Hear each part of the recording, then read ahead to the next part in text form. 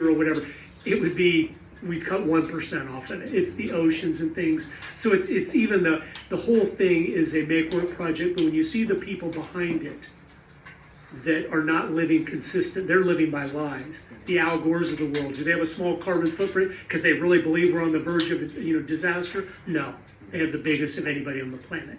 And John Kerry and all these people. So you see it's a lie. Yeah. And I've followed the communists into the movement, so I realized I'm following the key people. I go, oh, this is just a Marxist strategy for global control.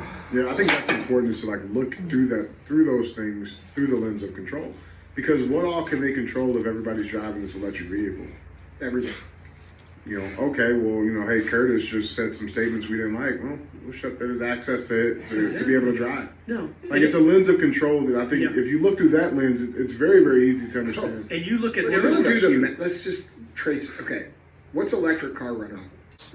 Reactions and the deaths and the miscarriages and the cancer rates going up and all the things that have come about from that, and it keeps unfolding. It's still going on. Yeah, it's getting worse. Unfolding, and the infertility and the everything. But each one of those people that were lied to and now realize it, they're coming over to our side. Mm-hmm. No one likes being used. Mm-hmm. No one likes being where they lied to you and your son died of a heart attack at 17. He's an athlete.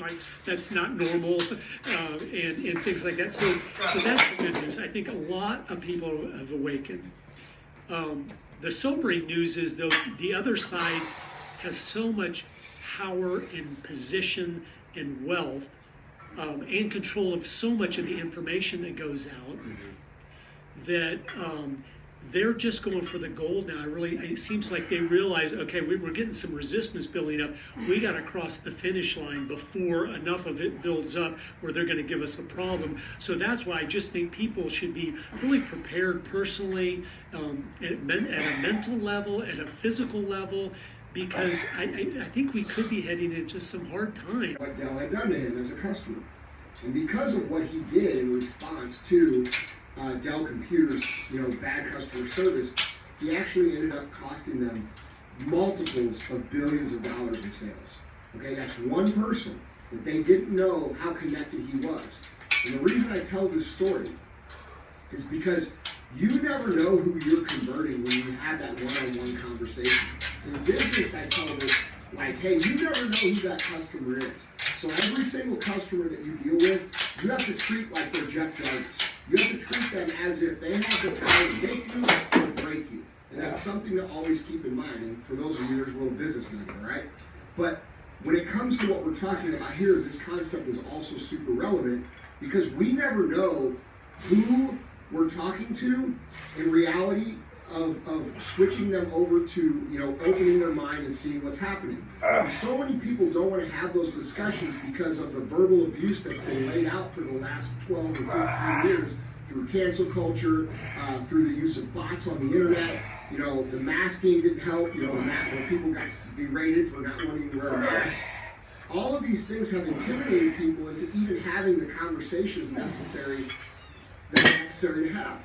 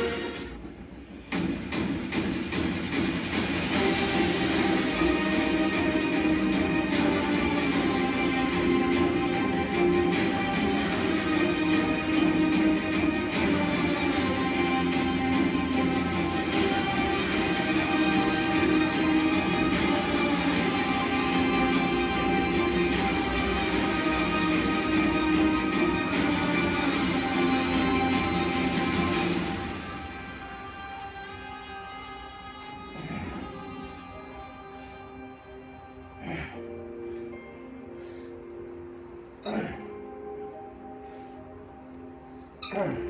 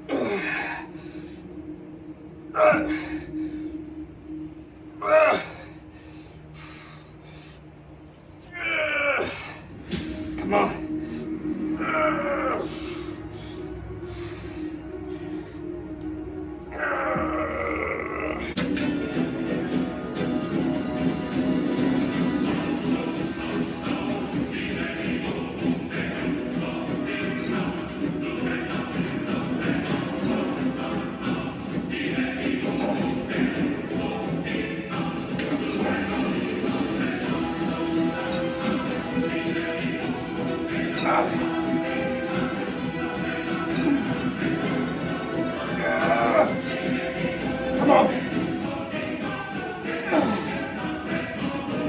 Yeah.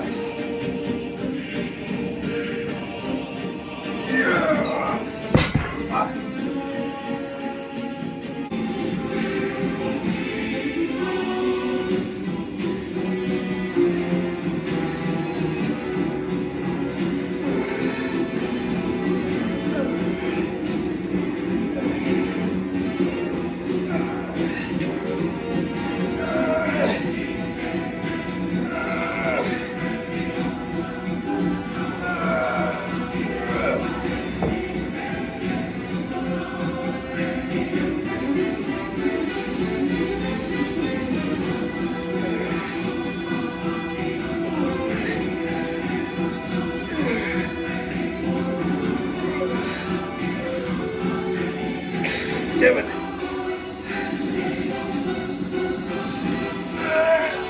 Come on.